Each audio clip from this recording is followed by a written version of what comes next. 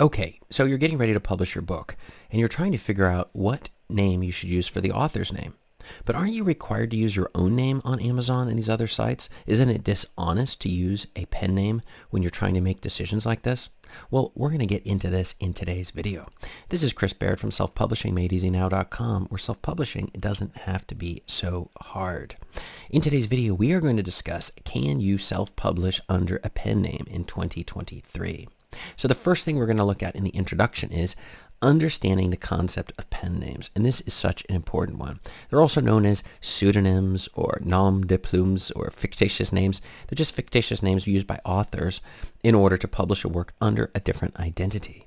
And you might be thinking, like, why exactly would somebody do this? And they choose pen names for a whole pile of different reasons. One of them is they want to put their books into different genres, and they don't want to water down their genre. And this is one of the most important reasons. It's that when you're getting into it and you're going to say you're doing one series of books on, I don't know, taking care of your dog, and then your next is going to be on science fiction. If you have those books blended together in the same thing, when a person clicks on the author's name, they're all going to show up blended in together. And this creates a bit of a challenge for your readers, because they're like, well, what kind of author are you exactly? Like, if you're all over the place, it decreases your expertise in the focus on that specific genre. That's one reason why when you mention most authors' names, they come up and they say, oh, that's the one who does, like Stephen King. You don't think, oh, he does poetry, like love poetry. No, he does horror, right? That's what he does. And so it's no confusion, or some of the other J.K. Rowling's or something. Oh, I got it. It's fantasy, whatever, right? Yeah, young adult fantasy. And so you know exactly what that author does. Now, it doesn't mean they don't have the ability to write other books and stuff, but sometimes they actually use pen names in order to go about doing that. And the thing is, pen names have been used throughout history by a whole pile of renowned authors. And that includes Mark Twain, Samuel Clemens, or George Orwell, Eric Arthur Blair, and J.K. Rowling, like I just mentioned, Joanne Rowling.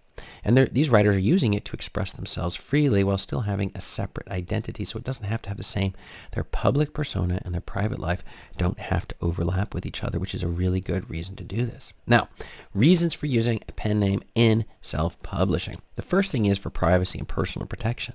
When you use a pen name, it sort of establishes a little bit of distance. It shields your actual identity from the stuff you're writing. So maybe you're writing something controversial, or maybe you're not, and you don't want your fans to be able to look you up on Google and figure out where you live so they can just come and visit you, or find your phone number or your social media account and then start asking for requests, friend requests, or whatever it might be on that platform. And you're trying to keep these two separate. So this is a great way to do it. Another one is the idea of genre diversification. And that is to say, again, we have multiple genres that we're targeting. And so we're going to make sure that they're split between the different these different pen names, so it doesn't blend the two together, and it keeps those people who are interested in specifically one genre from going into a second one. Then we have experimentation, risk-taking. It gives you the ability to put books out there that maybe people are going to hate, and you don't want it associated with your initial brand. This is one of the reasons why it's fantastic as a new author when you're putting books out, because their consequences are relatively small. But as a big author like Stephen King, if he puts out a book on love poetry, what if people hate it and it's a bomb? Whereas he could use a different name and associated with that, and so he takes no risk on that. Now, legality and considerations. We're going to look at the legal aspects of self-publishing under a pen name. The first is freedom of name choice. And authors have a legal right to use a pen name of self-publishing without requiring specific permission or registration. So you can just go about using that as long as you're not engaging in like fraudulent things, and that would be like, you know who you are, where you're taking like the name of a famous author and then putting that name on your book and then having covers that look like theirs. This can get you in trouble on Amazon, so I don't recommend doing that. The other is copyright ownership. So authors retain copyright ownership over their works published under a pen name. So it doesn't really make a difference. I just need to make it clear that you still maintain that. You don't lose it just because it's not your actual name. And then the disclosure contracts. When entering into publishing contracts or agreements, authors should disclose their legal identity to avoid any potential legal issues. So that is one way in which you're not as much protected. The pen name's not going to protect you in signing legal documents because that pen name has no legal identity. I hope that makes sense. Okay. Then you have copyright and intellectual property considerations, like ownership comes to mind. Authors automatically hold the copyright ownership over their original works from the moment of creation, regardless of whether it's under their name or any of the pen names they choose to do, or if you paid a ghostwriter to write your book for you under that name. See, it all plays out the same. Copyright registration. So, and this is while copyright protection exists without registration, the authors still may choose to register their books in the appropriate copyright office to establish their legal ownership. And this has become more and more important on Amazon specifically, as whenever you put a book out there, immediately a claim comes in that it was taken from somebody, which is impossible. And then you have pen name protection. And they should ensure that their pen name is associated with their legal identity in copyright registration. So that's another aspect that's definitely worth considering. Then we have addressing legal obligations and contracts is our next thing. You have the clarity in contracts. That's a key issue here. So when entering into legal agreements or contracts, authors should be ensured their legal obligations are clearly defined. This can get you in a little bit of trouble on the contract thing. Then the disclosure of a pen name, and they should disclose the use of a pen name to relevant parties when entering into contracts. So they're clear that, hey, this isn't my official legal name. Just that they know it, whether we're talking about publishers or agents or distributors. And you may also wish to be protected from them revealing or releasing your actual name. And then contractual compliance. An author should ensure that their actions and responsibilities under a pen name align with the terms and conditions of their contracts. So just to make sure that everything's properly in alignment with many of the companies that you're going with. So self-publishing process with a pen name. There's a couple things here. We're going to start with selecting and researching a pen name. You're going to want a meaningful connection, some sort of a name that people are going to be able to, it'll resonate with the style of writing you're doing. Easy way to find this is look at your competition in that exact same niche. Do you notice a pattern? So for example, if you're doing a book on yoga, maybe it might be useful to choose specific names that might match those top-selling authors on the yoga front. And the same goes if you find it's mostly women or men or whatever type of authors are doing those books. Matching that can also be very helpful. Then you have the originality and availability. Make sure you're using a pen name that isn't common. So when they click on it, it's going to pull up just your books. Put a middle initial in there if you need to have that distinction. What you don't want is to find that your pen name matches somebody else's name they're using, and it's just not the type of book you really want to be pushing with yours, and they get blended together because it's confusing for Amazon and these other sites to keep track of which name. And then online presence, we want to make sure that it's really, really easy, that it's available, like the domain name for that pen name is available.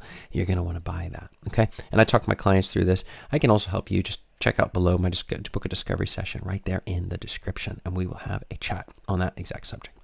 Then we have registering and associating the pen name with your work. You're going to have your copyright registration. You're registering under your legal name, but include the pen name to make sure that it's associated with your work. Your author's bio and promotional materials are going to be using the pen name, and then consistent author identity is very important to ensure that all the way across we have this consistency. And I'm going to tell you, consistency when it comes to self-publishing is one of the absolute most important things you could possibly do. So make sure that your books are, in fact, consistent with what they're doing and the use of the pen name so you're not swapping around. You don't want to confuse your readers. They're not going to buy your books if you do, okay? Next is communicating with publishers, platforms, and distributors. You're going to make sure you have this pen name disclosure. You're going to clearly communicate your use of a pen name to the publishers, platforms, and distributors so they know for a fact this is not your legal name. And your contractual agreements, just making sure that all of the agreements explicitly include both legal name and your pen name. And then your professional communication in order to make sure it's consistent. So you're going to just use that pen name when it comes to communication. Then, building an author brand. You're going to establish an online presence under your pen name. That's right, not your own name. And your author website. It's going to maybe be using your pen name on there. Why would you be flipping and flopping between your pen name and your actual name? Makes no sense whatsoever. Same goes for social media profiles, making sure that they're up to date. Some of them can get you in a little bit of trouble if you set up multiple accounts, so you might check to make sure that's not going to be a problem. I have seen people get their accounts shut down because they're using a name that isn't their actual name. Then we have the content creation. We're regularly producing content. We're making sure that it's inside of that niche and genre using exactly this exact pen name. We don't go back and forth between our actual name and our pen name when we're doing this entire process. We're going to have consistency in branding and marketing materials. Pen name usage, you're going to make sure that you're consistent, again, wherever you're using it in all of your branding and marketing materials. Your visual identity, you might choose a particular picture, the way that this looks, the color scheme, the typography of your pen name, all of this needs to match. And then the tone of the messaging. This pen name has a specific way of communicating. Maybe it's your personal way, or maybe it's not. There's no reason you have to do it, though. It's not ethically obliged that you have to. You can actually communicate in different voices. People have done that a lot throughout the years where they don't necessarily communicate the way that they would in real life. But maybe as an author, they're putting on a particular persona, and they should be allowed to do that. They shouldn't be forcing people to be your true self when it comes to your different books. You can be whoever you want to be, for goodness sakes, right? Give people a little bit of a break here, right? All right, managing author identity and personal privacy. This is an important one. You have the pen name distinction, maintaining this clear distinction between your pen name and your personal identity. That's important in order to safeguard your privacy so that people aren't able to figure out who you are. And it includes your online presence to make sure that you understand how you're logged in when you're interacting with people so they don't get confused in their own heads. And then setting these boundaries of communication. They need to decide, are they talking to you as a person or are they talking to the pen name? And keeping these email accounts separate, because if you mix them together, it defeats the whole entire purpose of having a pen name at all. Next, promoting and marketing with a pen name.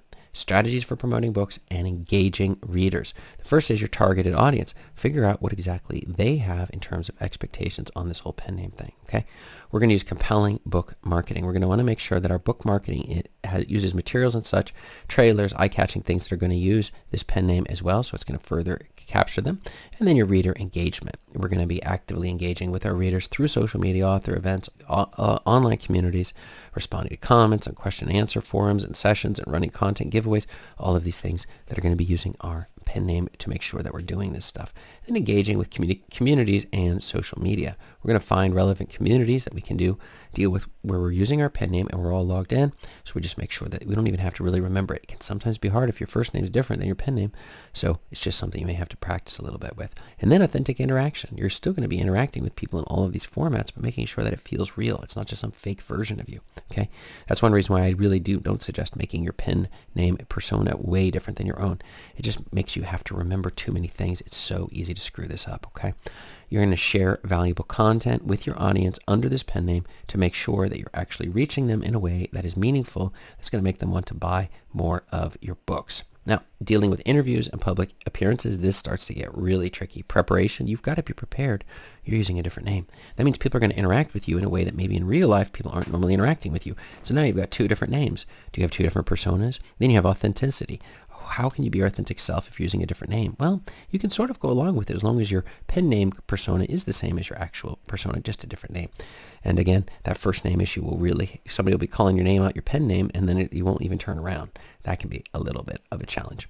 Then you have poise and confidence, maintaining that you have using with your body language and all of these things as you're responding, getting comfortable in the skin of your pen name when you're going around doing book signings and things like that. So it actually plays a pretty important role, but also makes it then harder for people to actually track you down to figure out who you are. Then you have the legal considerations of professional advice. You're going to want consultation with legal and publishing professionals, making sure that you seek that legal advice you need when it comes to your pen name to make sure that you actually are controlling it, that isn't going to get out of your control on a legal standpoint. You're not violating anybody else's trademarks or copyrights. And then the publishing guidance to make sure that you're consulting with publishing professionals to make sure that when it comes to this pen name that they're respecting that and they're going to go forward with it. It's okay. And then doing a contractual review as well with your lawyers might be not a terrible idea, just to make sure all of your I's are dotted and your T's are crossed when it comes to the contracts. Obtaining proper contracts and agreements. The first is seeking legal advice. Do not try to do this on your own. You're going to want to pull a lawyer, an accountant, the right people in who can give you the advice you're going to need. You're going to need to understand the terms and conditions of using this pen name and all of the consequences, and doing clear communication with all of these different professionals to make sure that everybody's on the same sheet of music as you are on when it comes to using the pen name, and that we're not going to have a problem that we're going to have to clean up after a while. Now, my question for you today is, have you tried using a pen name when it comes to your books, or do you feel that maybe it's not ethical or not a good idea to use pen name? I'd like to know below in the comments below, and otherwise, I will see you in the next video right above here. Thanks.